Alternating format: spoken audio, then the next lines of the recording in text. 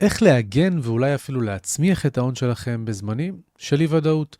בואו, זה לא סוד, אנחנו נמצאים במלחמה, מלחמה גדולה, מלחמה שמשפיעה על כל העולם עם מה שקורה בשווקי האנרגיה ושווקים אחרים, ומכאן שהגיוני שנרצה לעסוק בשאלה הכל כך מהותית לתיקי ההשקעות ולהון שלנו. אז הזמנתי את אוסמן סעיד ואת חואן סילבה, מנהלים בכירים בבורסת בייביט, הם למעשה אחראים על גזרת בייביט במזרח תיכון ונמצאים בעצמם בדוביי ובאיחוד האמירויות. דיברנו על מה בעצם משקיעים יכולים לעשות בזמני ודאות, איך שוק הקריפטו נתפס, האם הוא עדיין עונה לצורכי הנרטיב של safe haven, של מקום מקלט בזמנים של אי-ודאות, איך משקיעים צריכים להשקיע בסביבה של אי-ודאות גיאופוליטית ומאקרו-כלכלית, איך מתכת הזהב ונכסים מהעולם האמיתי שהיום נסחרים על גבי הבלוקצ'יינים כטוקנים דיגיטליים באים לידי ביטוי, והאם משקיע צריך לחשוב יותר על תשואה, כלומר על קבלת אחוזים תמורת ההון שלו, ויותר שמרנות, לעומת על הגדלת ההון בזמנים האלה. היה שיח מרתק שבסופו גם חואן ואוסמן הציגו מה המוצרים והפיצ'רים הרלוונטיים למשתמשי בייביט פה בישראל, שחשוב לבורסת בייביט בעצם להגדיל את ההיכרות שלה עם התעשייה המקומית ואת האחיזה שלה בה. בדיוק מסיבה זו אני מציג את הדיסקליימר הראשון. מדובר בתוכן שיווקי בשיתוף בורסת בייביט שמגדילה את מאמציה להגיע אליכם, קהל הקריפטו החביב עליה פה במדינת ישראל, כולל שיתוף מידע די מרשים על מה קורה באקוסיסטם המקומי, והדיסקליימר השני, המתבקש, הקבוע, זה ששום דבר שאוסמן, חואן ואני לא יכול או צריך לשמש לכם כהמלצה לפעולה או כייעוץ השקעות. אתם ילדים גדולים, אז קבלו את ההחלטות שלכם עבור עצמכם, ועכשיו, קבלו אותם. So I am here today with Juan and Osman. Welcome to Crypto Jungle. How are you doing, guys? We're doing great, Ben. Thanks for the invitation.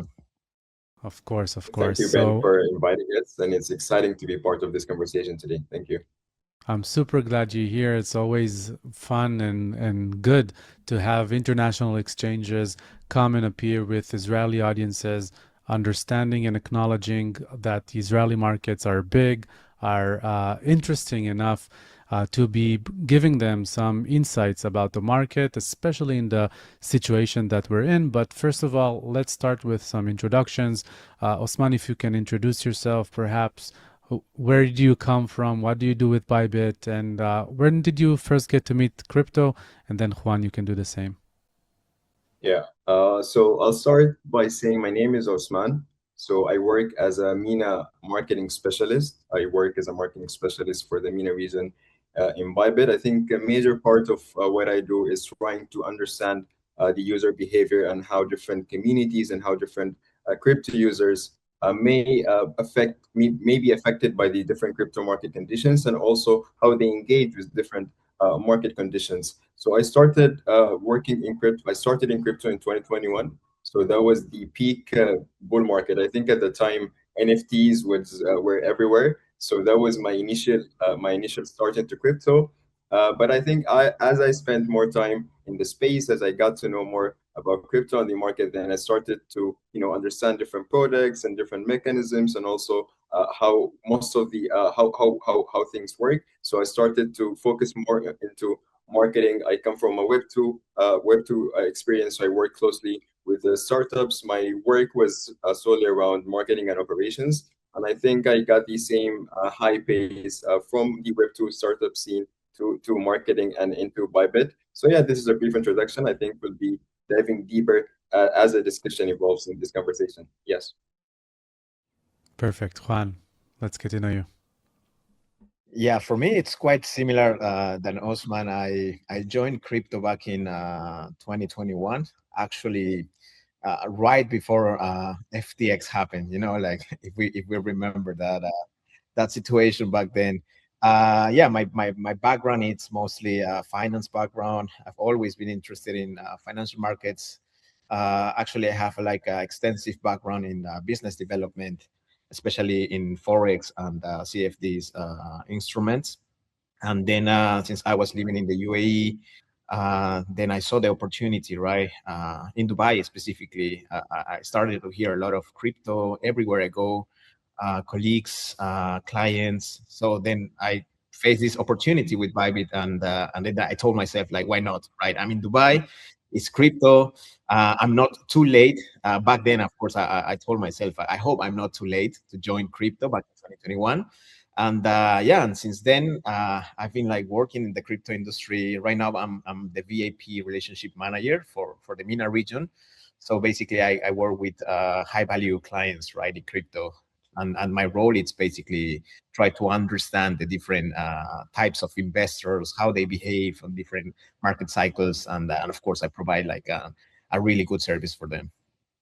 Super, super interesting, especially because, like you mentioned, Dubai and the UAE is basically a huge crypto hub, and it's becoming even bigger by the day, perhaps with a small hiccup by the geopolitical landscape, but eventually a lot of crypto people, international and local that I know, are moving to Dubai, moving their businesses there. So it's not surprising, to say the least, that you were tempted to join our industry as well. I'm happy that I did that, to be honest. It's quite an exciting journey. Yeah, it's a roller coaster in every way. Yeah, I agree, definitely, 100%. Awesome. So our topic for today is basically protecting and perhaps even growing your wealth during uncertain times. And obviously, we're living right now through very uncertain times. Just 20 minutes before we hit record, I was in the bomb shelter as Iran was bombing Israel. You too in the UAE have your own dealings with the situation, which I'm also certain is very new to you. But we want to look at it from the crypto investor perspective. So, Juan, maybe this is for you, and perhaps Osman, you can expand also. How do periods of geopolitical stress and uncertainty tend to affect investor behaviors, especially when it comes to crypto? Yeah, I would say different from what most people think, that when we have this kind of uncertainty situation, like markets tend to be inactive, or like the activity drops. I would say the current sentiment, it's more about being cautious, right? Like cautious.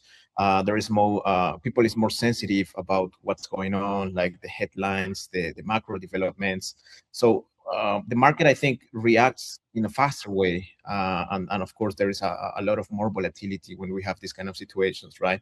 So from what I see in the industry, it's basically capital don't disappear, right? Like the capital is there. It's just being more selective. Like people is looking to see whether they want to keep the existing strategies that they use when it comes to positioning themselves in the market. We have a different group of people who is like more focused on liquidity, whether they are flexible or not, and of course risk control, right? Like I think this is where risk control metrics becomes even more valuable for everyone in the market. So I would say overall, it's not a risk off environment. I would say it's more like people, it's more aware about the environment and how they should proceed. Yeah, and I think also to add on your part, I think different investors react differently also to these kind of environments, right? Depending on their level of the risk tolerance, depending on their experience as well in the market, if they've been in multiple cycles where they witnessed multiple incidents where volatility was at its peak or volatility was low. But it's not necessarily the general perception that people have that it's a risk-off signal. What we see is different reactions depending on the type of investor himself. So obviously there is a tendency to be more selective, to be more cautious, and to be more defensive, trying to protect your capital. But we also see a lot of investors also doing the contrary, right? So we see them capitalizing on the kind of volatility that comes with these kind of incidents and this kind of geopolitical stress, where the sentiment in general could be best described as fragile. So one headline, one news in the market, and could have a heavy reaction, could have a really intense reaction on the market, but people react differently. I would say the majority would try to protect their capital and to preserve their capital, but I think also a lot of people also move to like shorter time horizons where they capitalize on the ongoing volatility. Yeah. So obviously around crypto, and if I want to like explore that topic a little bit more around crypto, there's the narrative about being a safe haven during uncertain times.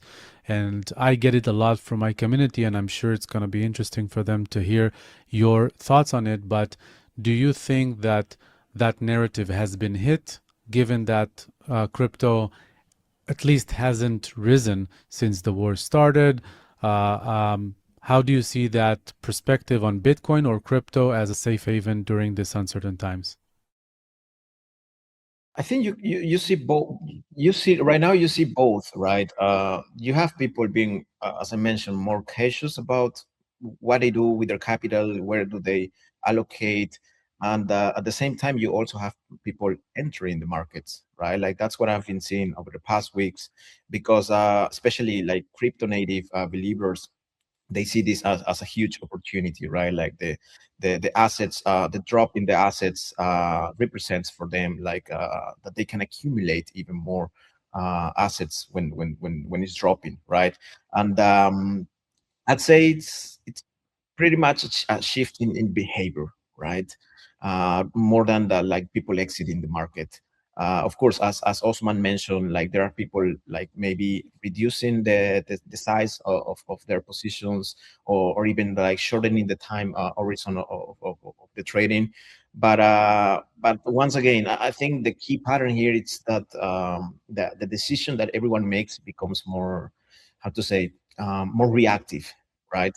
Because people respond quickly to the news, right? Like, and when you respond quickly to the news, this basically brings volatility in the market, right? So from my experience, I think the biggest difference between investors is not whether I am right or I am wrong on the market, but I think the biggest flex is that if I am good by managing my risk when I have this kind of environment.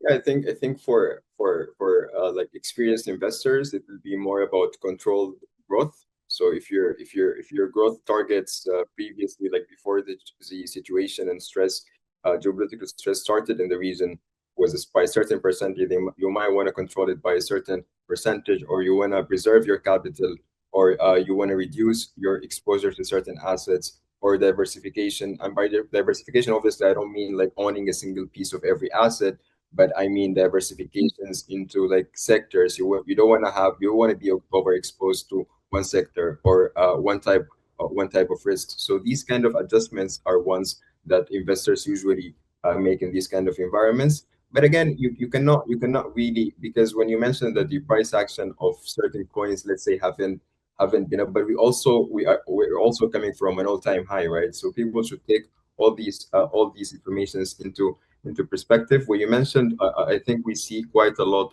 in the question as well, which is liquidity moving from, let's say, what people deem or perceive as risky assets to more less risky assets, basically. So this is what they deem as safe haven. So I think gold, as an example, has been one of these assets that people This is move their liquidity. Yeah. Yeah, that's exactly my next question, because eventually, if there's one thing that the last 5 to 6 years have shown us, especially since COVID hit, is that people have to or should, when they are investing, diversify. So first of all, I wanted to ask do you accept with that statement? Do you agree with it? That investors should be diversifying their wealth and their investments across different sectors and assets.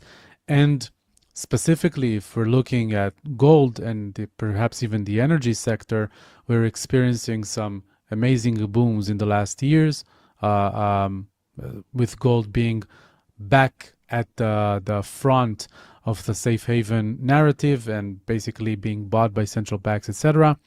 How do you see diversification, and perhaps even if you can share some insights from what you know from your clients, how do they look at it? Are they full on crypto, like 70% of their capital, or are they allocating somewhat like 5 to 10 to 1%? Okay, I think I can take this one. Yeah, I mean, from diversification perspective, of course, right? I think the most important part here is how you allocate your assets in your portfolio. And then gold, I mean, I've been following gold for like probably more than 15 years now. And gold by default, it's always been like the safe asset, right? Like because people look at it as a store of value asset. So I think, yeah, gold. I've seen few people like reallocating part of the portfolio towards gold, but I would say it's not because the performance of the asset, right? Because normally we see, okay, this is an asset that is going up on value, or it represents an opportunity for me to like maybe get some profit or maybe don't lose value of my portfolio. But I think they prepare the portfolio based on different outcomes, right? And in all these scenarios, gold it's there to like kind of control the risk of the overall portfolio, right? So yeah, I think the role it's like, yeah, gold plays a really big role in the portfolio of any investor. But once again, the strategy is not about one only asset. It's about what you build around this narrative, right? Like of different assets, and what can you get out of it? Like you have some people, for example, traders that they're just like looking for really short-term like profits. But now you see some of them also moving towards more like yield kind of yield products, like because they don't see the market right now too attractive to enter and exit in a fastest way. So they just move part of it, and of course gold, it's always there. Yeah, I will agree with that 100%. Yeah, I'll second Juan's point, right? Because from what we see in terms of diversification, again, it depends on the user, but we see people moving a portion of their assets into gold, but we also see a portion of the assets being moved into stable coins or cash, right? So when we see these two in parallel, how we interpret it is, okay, they're allocating and they're diversifying as a defensive mechanism, as a stabilizing asset, right? But not necessarily as an asset that they want to hold for how many years as a form of growth. But it's a stabilizing asset. It's also a defensive asset that they want to hold. And in terms of, again, back to the diversification, it's not about a single. People don't want to be holded to a single narrative. That's why they diversify. They go to yield generating products, and they go to tokenized assets like XAUT, for example. They go to gold, and then they also go to stable coins. So we see these kind of models for diversification, depending on the investor and the experience, whether they're new to crypto or if they've been in the market for quite a long time. And also, again, it depends on the time horizon. If somebody's thinking about a time horizon of days or 4 hours, obviously his strategies are going to be different from one that's willing to sit on his hands for 4 years, 5 years, and 6 years. Yeah. Amazing. So basically there are two threads I want to pull there. One is about tokenized gold, like Tether's gold XAUT, and the other is about what you mentioned, Juan, about yield in terms of allocating to yield structured products in terms and instead of capital growth. So let's start with tokenized gold, because as we can see, there's a huge trend in crypto of RWA, real world asset tokenization. We're experiencing an incredible growth, not just in tokenized gold, which essentially means gold on the blockchain that you can trade as a token, where it's held and managed by a centralized company via smart contract that issues the tokens themselves and then are traded through platforms like Bybit, but also other products. So you have bonds on the blockchain today, and you have real estate on the blockchain, and the S&P 500 just launched an index to be traded on Hyperliquid, etc. Given the framework that we just discussed about allocating and diversifying portfolios to gold as well, how do you see the opportunities that are offered to basically crypto natives, crypto investors that are already holding their assets in crypto platforms in terms of these options? Yeah, there is a really big, I would say, opportunity when it comes to tokenized assets, right? Because it basically combines the traditional asset that we already have with this flexibility of blockchain infrastructure, right? But if we talk about the goal specifically, for example, I think investors right now, what they want to see on these tokenized assets, it's how accessible it is, right? And the mobility of the asset itself, right? Like, because when you are in on chain, you have different versions, right? Like you can transfer them, you can trade them, maybe you can use them as digital, like within your digital ecosystem. And I think this is something that is a huge plus when it comes to compare this to the traditional format, for example, on gold, right? And of course, the underlying consideration doesn't change, right? Because they still need investors. And this is something that I usually tell my clients, that you still need to understand how custody works, how liquidity, and how the asset will fit inside your portfolio, right? Like, it's not just because, oh yeah, it's gold now, it's tokenized, I'm just gonna get it because it's on chain. It's not only about that. You should also do your homework, right? Like, and try to understand how custody works, how liquidity works, and everything else, right? So yeah, I think overall, once again, it's about which format aligns with how every investor wants it, right? Wants to use it. Yeah, I think the case for gold is similar to any other real world asset that's tokenized. People want to have the advantage of the digital asset infrastructure, which is what Juan talked about. If in times of uncertainties, especially, people want to have access to the gold price action, right? But they don't necessarily have the means to go and buy it from the market, or don't have the means to do scrutiny on the issuer of these of the gold, right? Or the transporting the gold from one place to another. So all these kind of benefits are part of the digital asset infrastructure, right? And by combining the digital asset infrastructure with these real world assets, you get this bridge, which is what people are interested in right now. Obviously, gold came to be the top because of the geopolitical stress, that people are interested in in getting exposure to the price action, and the easiest way for them to do so would just be to get access to XAUT. But as Juan mentioned, there is no shortcut into this, right? You always have to do your homework. You always have to do, okay, who issues the XAUT? You need to do your homework on who does that. Okay, it's a Tether affiliated company. Then you need to do also your homework on the custody and all the mechanics when it comes to the project, because you're buying this asset. You should be fully responsible of your decision for buying this asset. So there is no shortcut, but there is just the digital infrastructure benefit on top of it. And I also think it came on the right time, right? Because, for example, here in the UAE, myself, just to put myself as an example, we have the Emirates MBD right now offering clients to invest on gold, right? Like as a storage. And it became a really, really attractive product lately. But right now, with this tokenized gold, I think the competition is going to like, I wouldn't say it's bad for the market. I would say it make it strong in terms of how you basically integrate Web 2 and Web 3, right? Because you see both sides.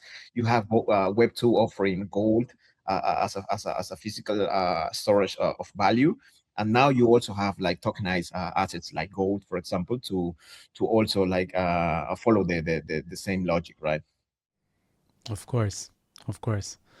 Yeah, obviously, investors should always be wary and should always do their due diligence when they invest in something, especially because it's new, it's still just growing from its very beginning, and it's there's still a lot of questions to ask. So I said there are two threads I want to pull. The other one was about yield. So basically, when you invest in something, there are two main ways you can earn. You can either enjoy the capital growth, like if a stock price goes from 1 to 2, you make 100% growth, or you can enjoy yield. So it's very commonly known in the capital markets as value versus growth. Value is more dividends oriented. I want my fixed income, while growth is I want the capital growth of my portfolio. During these times of uncertainty, And given that crypto investors today have more options of fixed yield or changing yield, like staking, like borrowing, lending stable coins, or even tokenized real-world assets, how do you see this current framework today? Should investors be considering more yield? Should they be still open to capital growth? What are you experiencing from your clients? I think I I can think, start. yeah, please go, Osman. You go first. So from what we discussed earlier as well, right? In terms of like risky moments, people tend to take some of their capital and diversify it into safer assets, or just stable it, like put it into stable coins. So a lot of the capital that the investors have is becoming idle. It's not actively used in anything at the moment, up until clarity is provided into the geopolitical landscape. There is a lot of idle capital that's just sitting on the side, on the sideline, that's not being used. So that's why in these times also you see a lot of growth in and interest into these yield earning products. Like for example, a lot of platforms, like for example Bybit, have a Bybit earn product. So if you want to learn more about it, it's also different depending on the investor himself. If he's looking for a flexible time where he needs the liquidity instantly, or if he's looking for a longer time horizon where, okay, they can wait up for a month, 2 months, etc. But I think it's logical that we see these kind of steps, removing capital from risky assets, converting them into cash or stable coins, and then putting them into a yield generating product or earn product. I think this is kind of the logical steps that we see, definitely with different percentages and different levels of exposure. And also it will depend, right? Because yeah, we have a lot of clients asking about, hey, which product should I opt for in terms of yield, right? Because of course we all want to have the highest yield possible, but at the same time we should be also analyzing the whole situation, right? Like, because if I move from risky assets or like traditional trading, and then of course I want to stay in the market, I want to have my assets there, but as Osman mentioned, they're just like idle assets. So I don't just want to leave them without generating yield. This is where it comes most important to analyze whether you want to go for a flexible yield, you want to go for a fixed yield, do you want to lock your assets for like 7 days, 14 days, 1 month, 6 months, etc., or you want to like sacrifice a bit of a yield just to be able to have that flexibility of utilizing those assets if there is like a big opportunity coming in the market, right? And yeah, I mean, for example, Bybit also has like a product right now that that allows you to do both at the same time, right? Like basically, you can stake your assets with no lockup period, and at the same time, you can use those assets that you staked as a margin, right? Like when it comes to trading. So I think the wrong thinking about where should I put my money, it's whether I want to have the higher yield. No, the way we should be thinking about is, okay, which product fits my strategy, right? If I'm neutral right now in the market and I still want to get some yield on my funds, okay, which product and how much I want to allocate, right? So when the time comes and my strategy like triggers, then I have all that flexibility to go for it. Yeah, I agree that flexibility is important. So basically, we spent the last somewhat like 30 minutes discussing the landscape that we are in and how investors should be looking at markets, potentially allocating their portfolios, what questions they need to take into consideration. And we made some interesting comparisons about the different options. So now, being a Bybit user myself, I'd like to explore with you your different products. You mentioned one of them, which is even new to me. So I'm a Bybit user myself. It's one of the crypto exchanges that I use. I use it for my Bybit card. I use it for the earn, so that when I don't use my funds for that are backing the card, I am also gaining interest and yield on it, and I also trade with Bybit, both on futures and on spot. So I'm relatively an experienced and sophisticated trader and investor, so I'm somewhat aware of your different products, but I'd like for you to give an overview for the different types of investors, what can they do with Bybit, and potentially even why should they do it with Bybit, because we know that the competition is relatively wide. Yeah, I think we can start with the products that you just mentioned. So when we talk about crypto assets in general, I think the first question is the direct ownership. So a good start would be about the spot trading product, which is the foundation of direct ownership of any digital asset, basically. So I think a good start would be the spot asset, where you can buy and sell digital assets directly on the Bybit platform. I think what would be interesting as well is a derivatives product. So what investors usually, how they use it is they're trying to hedge, right?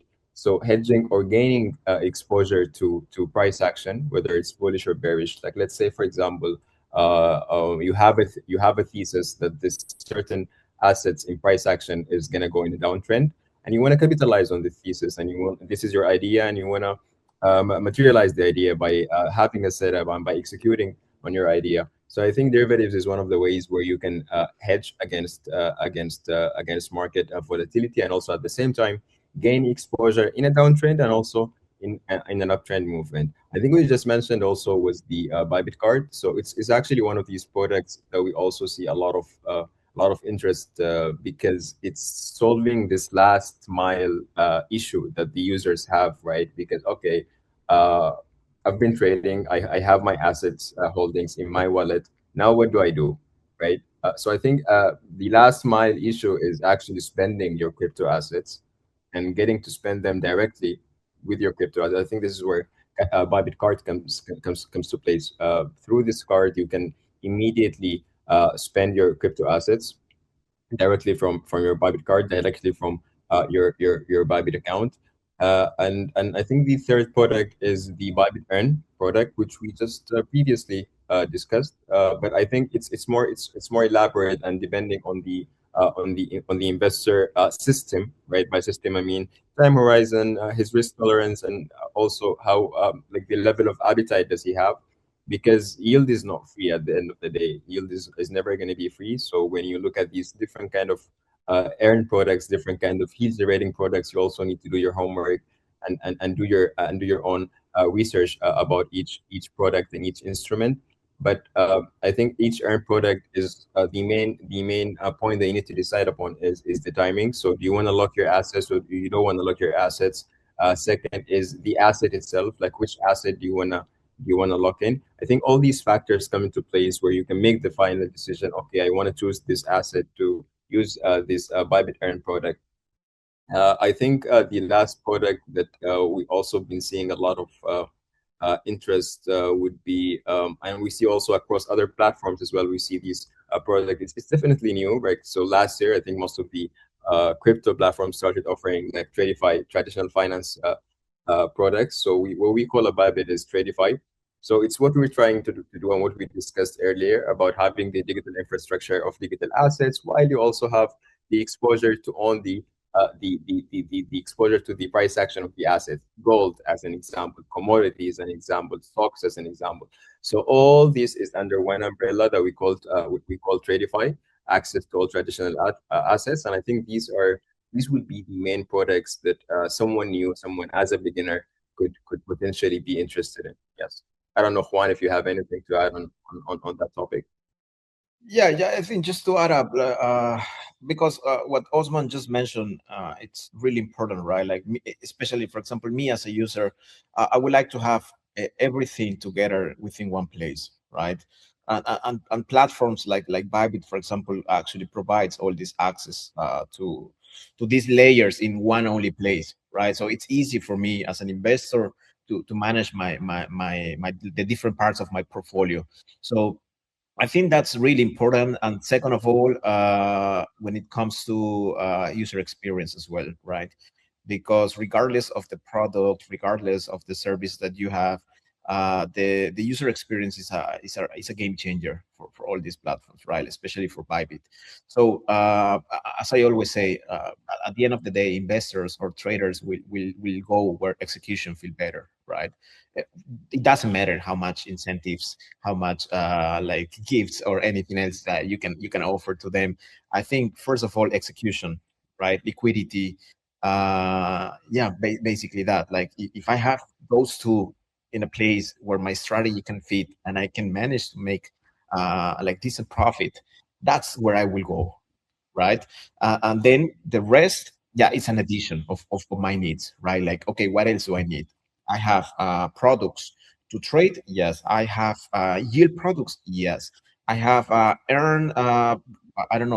portfolio like wealth management products. I have. Do I have traditional products like a card? We do. I would say that's a combination of everything, right? Like to complete my overall user experience. I think that's where Bybit is doing great over the past years. Very interesting. So final question that I have is, what's your perspective about the Israeli market? Like what's important for Bybit and for you with the Israeli market? Yeah, I think you can start, Osman, because I will put it in the VIP client perspective also, but you can start. Yeah, I think Israel as a market is one of the biggest markets in the region. It's also a unique market in the sense that the user adoption in Israel has been one of the earliest countries in the region to start adopting the technology, and also in terms of like a user profile and user behavior. It's also interesting. I think it's a little bit similar to what we see in Silicon Valley. So I think the market is ready. It's 100% ready. The users and the audience is 100% hungry for this. It's one of the most potential markets in the region. There is a lot of work that needs to be done, obviously from our side, also from the community side. But I think when it comes to that, I think education should be the first step. Always education should be the first step, just to build a better understanding of the products, because if you don't understand the product, then there is no use of what you're trying to do. Your strategy is not going to work. Then I think just understanding the products first, and then understanding the use cases of these products, and then the third step would come in, which is a synergy between the exchanges and also the community, which is catering and customizing these products to certain markets. But I think this is my view, at least, of Israeli market. I think Juan would have a better understanding as well. Yeah, I was gonna say Israel is actually a key market for us in terms of clients, right? Especially top tier clients. I would say because we have a lot of expansion plans for this year in Israel.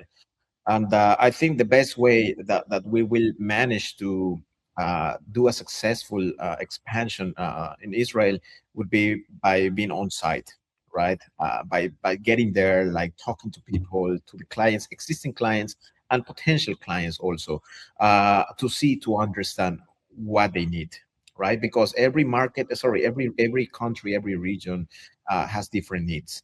So that's I would say that the Bybit approach, like the Bybit way, we normally do. That's what we do. We go there and we talk face to face, and then we see what is missing here, right? To make your full experience like one of a kind. So I once again I say in terms of potential, there is a huge potential in Israel, and definitely that's on our priority list this year. That's incredible to hear, and also not very surprising, because I'm obviously well familiar with the community and how many traders and investors are there, and also how many are going to be in this coming years. And with the acceptance of crypto into mainstream, with the broadening market of RWA, which makes it more digestible for the audience. So we're going to have a lot more to come. Juan, Osman, is there anything else you want to add before we wrap it up?